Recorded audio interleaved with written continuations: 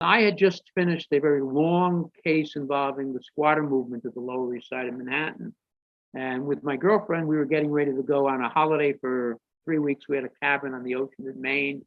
When from nowhere, I got a phone call from someone in Washington who said, there's a case we want you to take a look at and get involved with. There's someone who has been seized at Kennedy Airport, is in custody right now. I said, look, I'm too tired. I can't do it.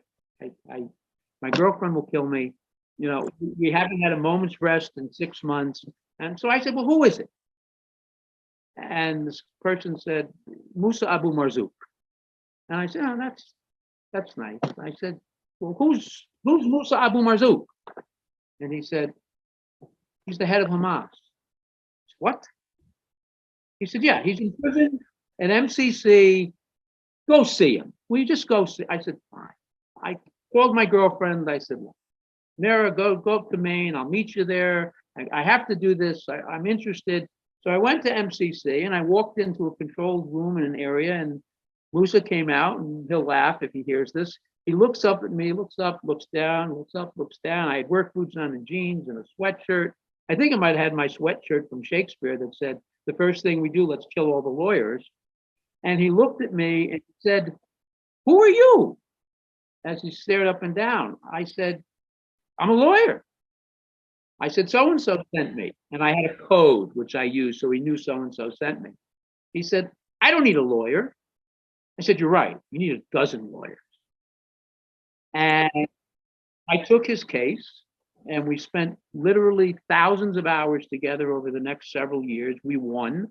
We ended up negotiating his removal to Jordan, and the rest is history. But to get back to my parents, there were a number of occasions when I was supposed to see Musa and I didn't go see Musa, and he wondered where I was, because we literally would get together 4 nights a week, 3 hours a night, and talk. He's brilliant. He's a political leader and historian, an incredibly charismatic, a doctor, someone who has traveled. He was the prime person that when Hamas was expelled to the deserts of Lebanon, went to Lebanon, or to the desert area, and sort of they claim brought Hamas back together. He was Sheikh Ahmed Yasseen's favorite young child when he was in Gaza. And when I would not show up and Musa expected me, he would, on a couple of occasions, he would call my house, my parents' house.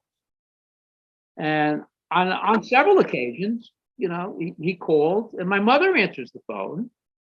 And, you know, I'm looking at an 80-year-old Yiddish mother who she says, oh, hi, Musa, how are you? And the head of Hamas is having this discussion for 10 or 15 minutes with my mother. And then I'm looking, and she says, hey, Musa wants to talk to you. My representing Abu Marzouk was probably the launch, because before then I had done, and I still do, represented North American Indians for many years, indigenous people. I was the American lawyer who was involved in the armed standoff at Oka in Quebec, actually in Ganesadage, Mohawk territory, in which a Canadian police officer was killed in a gun battle. I was arrested along when we walked out with the other 100 men and women that were there. I was under indictment in Canada for 2 years. We won there too. So I had, years before I met Abu Marzouk and before I became involved with representing Hamas, I already had a very long history as an activist, as an organizer, and as an attorney representing the despaired, the despised, and the disaffected. So it was a natural evolution for me. And having represented Abu Marzouk from there and having done well with his case, it just was a segue into, you know, the Middle East and North Africa and Africa.